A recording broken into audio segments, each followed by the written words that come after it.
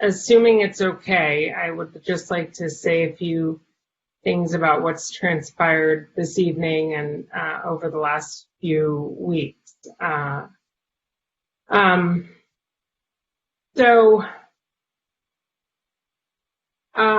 First, I want to thank you all for coming to tonight with an open mind, and I'm grateful for all of the people that wrote in and called in this evening. I want to take this opportunity to clarify some of what has been circulating. Based on public comment that we've received at the city, I feel I must directly address a few things. The violation. With regard to the Brown Act violation, I stand by my initial statement that I expressed a willingness to serve. And I could not be more proud today that I was willing to openly disclose that to all of you. I'm just as proud today as I was that I did that on December 8th. As was stated in Mr. Cardona's letter, this is what you want your elected officials to do, to be honest and transparent. The breadth of the Brown Act's restriction on serial meetings speaks to, one, how easily it can be violated, and two, how inadvertently it can be violated. Once a violation is identified, however, the Brown Act permits it to be cured. I maintain that I cured my self-identified violation on December 8th, but I supported bringing this up for a revote so that the city as a whole is better positioned to know that I and the council value transparency and a full airing of the issues. The bigger problem. Over the last month, since Ms. Zarowska's demand letter, and particularly since this item was re-agendized for tonight, I have come under severe personal attack by some in this community. I want to be clear. I have earned my right to be on this council, and I am not going to let anyone diminish that. I absolutely respect that some may have a history with the city that leads them to believe that their best interests or their desired interests are not being represented by every council member. To those people, I will simply say that there will always be someone else just as passionate that feels the complete opposite. So it is important that we maintain perspective. I have never met an elected official in our city who did not believe they were putting residents first. Lately, the prospect of resident first has been usurped by some in our community who identify only certain council members as putting residents first.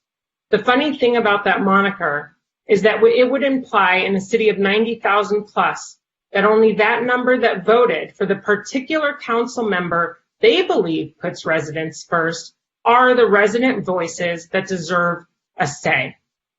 32,000 plus people cast their vote for me in November. I too was elected, and yes, I was previously also appointed. At the beginning of campaign season, I had an opponent when the filing period for candidates closed. That candidate did not end up qualifying, so I was on the ballot unopposed. But what I know is that many of the individuals protesting my nomination today did not vote for me. They were not among the 32,000 plus. And while I represent all Santa Monicans on this council, I will not let these vocal few silence those 32,000 voices. I will not recuse, as some have been calling for. Our country is in a very dark place. We turned over power to an egomaniacal maniac in 2016. He repeatedly put himself first before country at every turn, and we have seen the devastation that can cause. What qualifies me for this role as Mayor Pro Tem is not only my years of government service at the federal, state, and local level. What qualifies me for this role is that I am committed to putting the needs of others above my own. Throughout my lifetime, I was taught that becoming a public servant is not about my own power or what I personally get out of it. It is 100% about how I can use myself in service to others. Serving on the council, and more specifically in the leadership role of Mayor Pro Tem, is not just about doing what people ask us to do, it's also about approaching it with unwavering ethics. To that end, I believe it is important that my colleagues understand just who I am, because it seems there is some confusion. I have taken an oath to serve the Constitution of the United States in one form or another since I was 24 years old. My first professional job on Capitol Hill was with the Committee on House Administration.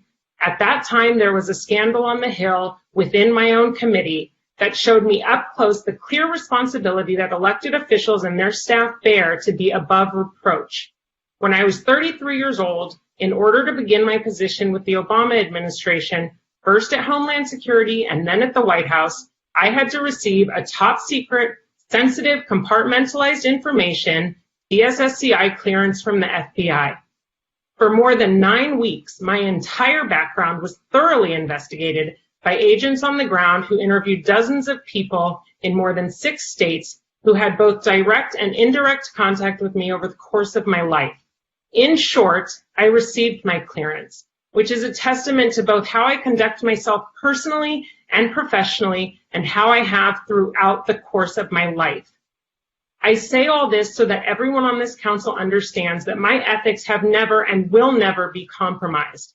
This is the standard for which we all should strive, and I will not allow a few loud voices who know nothing of me or my history to suggest that I am an ethically compromised individual.